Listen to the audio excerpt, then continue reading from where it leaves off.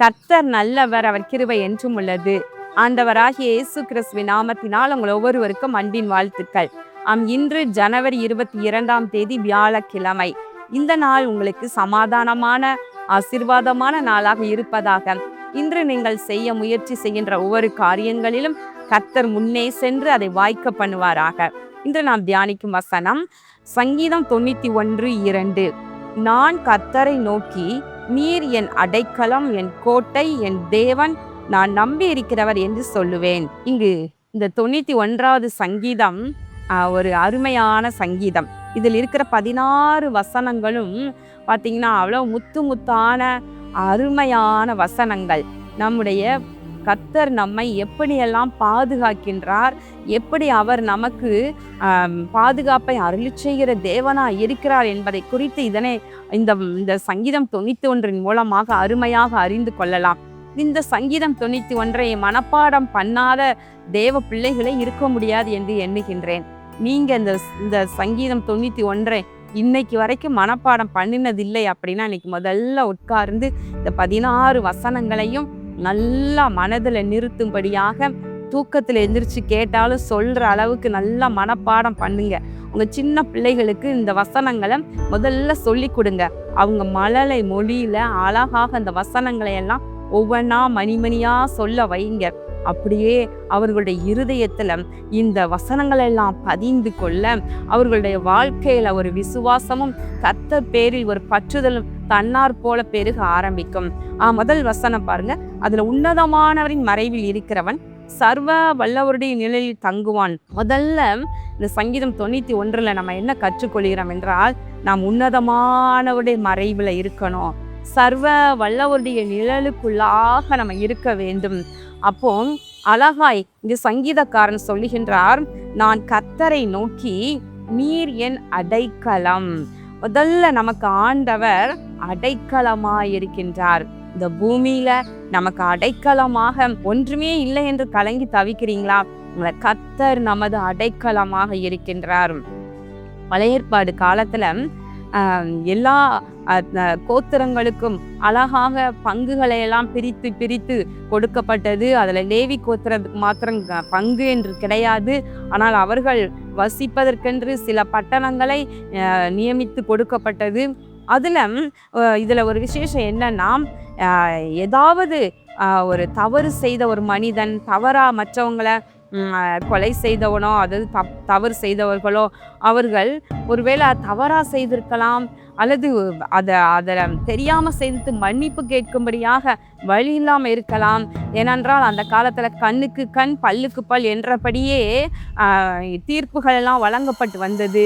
என்றாலும் தேவன் ஒரு அடைக்கலம் அவர்களுக்கு கொடுப்பதற்காக அடைக்கல பட்டணங்களை அவர் நியமித்திருந்தார் என்று பார்க்கின்றோம்.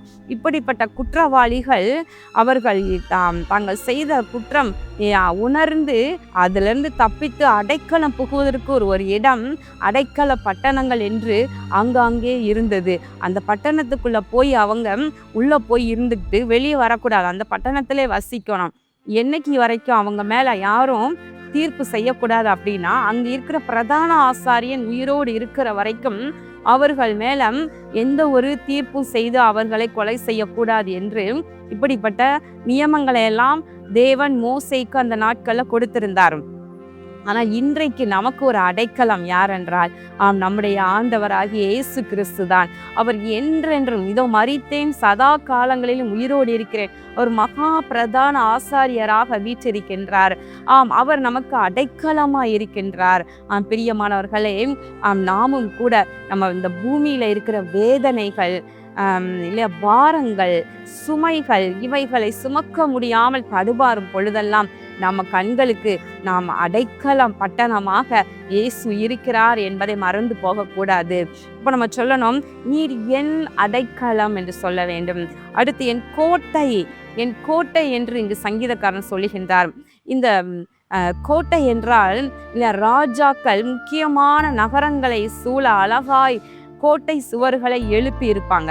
ஏனென்றால் விசேஷமாக தலைநகராக கொண்டிருக்கிற பட்டணங்கள் எல்லாம் அருமையான ராஜாவின் அரண்மனைகள் இருக்கிற இடம் மற்றும் சேனைகள் இருக்கிற இடம், முக்கியமான அலுவல்கள் நடக்கின்ற இடங்கள் எல்லாம் பத்திரப்பட்டிருக்க, எதிரிகளின் சூழ்ச்சிகளினால அவைகள் ஒன்றும் பாதிக்கப்படக்கூடாது என்று சொல்லி அந்த நாட்கள்ல பெரிய பெரிய கோட்டை சுவர் எழுப்பியிருப்பாங்க. இன்றைக்கு நம்ம அரண்மனைகள் எல்லாம் போய் பார்க்கலாம், பல ஊர்கள்லாம் பார்க்கலாம் என்றால் அந்த பழைய காலத்துல கட்டின கோட்டைகள்லாம் இன்னும் இருக்கு. தமிழ்நாட்டிலே ஏராளமான இடங்கள் இருக்கு. கேரளால பத்மநாபரம் பேலஸ் என்று ஒன்று இன்றும் பார்வைக்கு வைக்கப்பட்டிருக்கின்றது. இப்படியெல்லாம் பார்க்கும் பொழுது அழகா கோட்டை சுவர், இன்றைக்கு எருசலேம் பட்டணத்தை சூழவும் அழகான கோட்டை சுவர் இருக்கின்றது. அதற்கு 12 வாசல்கள் உள்ளது. இவைகளெல்லாம் அந்த நாட்கள்ல சேட்டிலைட் கிடையாது, வான்வெளியா யுத்தம் வர்றது கிடையாது. அதாவது ஒரே வழியாக காலாட்படை, குதிரை, யானை இதன் மூலமாக தான் யுத்தத்திற்கு வர முடியும். எனவே இவையெல்லாம் இந்த சேனைகள்லாம் ரதங்கள்ல வரலாம், அப்படித்தான் வரணுமே தவிர மற்றபடி வானத்து வழியா பறந்து வரவே முடியாது யுத்தம் பண்ண. அதனால அவர்களுக்கெல்லாம் ஒரு நம்பிக்கை, ஒரு பெரிய கோட்டைச்சுவர் கற்களால் எழுப்பி விட்டா பகைஞர்கள் உள்ள வர முடியாது என்ற நம்பிக்கை. எனவே எல்லா ராஜாக்களும் அப்படி கட்டி வைத்திருப்பாங்க. ஆனால் இன்னைக்கு நமக்கு, நம்முடைய குடும்பத்திற்கு, நம்முடைய பணிகளுக்கு, அதாவது நம்முடைய எல்லைகளுக்கு ஒரு கோட்டை வேணும். அது கோட்டை சுவராக, அவர் கோட்டையாக தேவனே நமக்கு இருக்கின்றார். நீரே என் கோட்டை. பிரியமானவர்களே, நம்ம என்னதான் பிளான் பண்ணி அழகா நம்முடைய எல்லைகளெல்லாம் பாதுகாக்கணும்னு நினைச்சா கூட நாம் பலவீனம் உள்ளவர்கள்.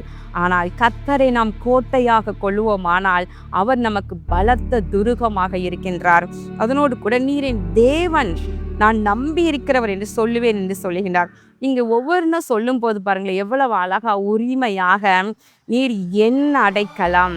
இது நீங்க சாதாரணமா சொல்லுங்க, அதுல அர்த்தம் அவ்வளவு பலமா இருக்காது. ஆனா நல்லா உணர்ந்து தேவனை கர்த்தரை நோக்கி நம்ம சொல்லணும், நீர் என் அடைக்கலம், நீர் என் கோட்டை, என் தேவன், நான் நம்பி இருக்கிறவர் என்று சொல்லி பாருங்க. உங்களுக்கே உரிமை. உங்க அப்பாவை பார்த்து எப்படி சொல்லுங்க, என் அப்பா, என்னுடைய அப்பா, என்னுடைய அம்மா என்று உரிமையா சொல்ல முடியுது இல்லையா? இப்போ உங்க அம்மா அப்பாவை நீங்க தான் சொல்ல முடியும், மற்றவங்க சொல்ல முடியாது இல்லையா? அப்படின்னா நம்முடைய தேவன் நம் தேவனா இருக்கிறார். அப்ப அதில் உரிமையா என் தேவன், என் கோட்டை, என் நம்பிக்கை, என் அடைக்கலம், என் கண்மலை என்று இந்த தாவீது, சங்கீதக்காரனாகிய தாவீது தேவனை உரிமை பாராட்டி தேவனையே தன்னுடைய சொத்தாக கொண்டிருக்க நம்ம பார்க்கின்றோம். இன்றைக்கும் கூட பிரியமானவர்களே, நாமும் கூட ஆண்டவரை பார்த்து நீர் என் தேவன், என் அடைக்கலம், என் கோட்டை என்று சொல்லி உரிமை பாராட்டுவோம். அப்படியே அவர் நமக்கு என்னாலும் நம்மை காப்பவராக, நமக்கு அடைக்கலமாக, நமக்கு மாத்திரமல்ல நம்முடைய முழு குடும்பத்திற்கும், நம்முடைய முழு எல்லைகளுக்கும் அவரே கோட்டையாக, அடைக்கலமாக இருந்து நம்மை நடத்துகிறவராயிருக்கிறார். கண்களை மூடி ஜெபம் பண்ணுவோமா? எங்கள் அன்பின் பரலோக பிதாவே, இந்த நாளிலே நாங்கள் தியானித்த நம்முடைய வார்த்தையின்படி சங்கீதக்காரன் உம்மை நோக்கி நீர் என் அடைக்கலம், என் கோட்டை, என் தேவன், நான் நம்பி இருக்கிறவர் என்று சொல்லுகின்றார். ஆம் தகப்பனை, நாங்களும் கூட உம்மை பார்த்து நாங்கள் என்று சொல்லுகின்றோம், நீர் என் தேவன், நீர் எங்களுடைய நம்பிக்கை, என் கோட்டை என்று உம்மை நோக்கி ஒவ்வொருவரும் இப்பொழுது சொல்லட்டும். நீர் கலங்கரை விளக்கமாக, ஆண்டவரை நம்பிக்கை இல்லாமல் கடலிலே அலைபாய்ந்து கொண்டிருக்கின்ற ஆண்டவரை மனிதர்களுக்கு ஒரு கலங்கரை விளக்கமாக நீர் இருக்கிறீர் ராஜா.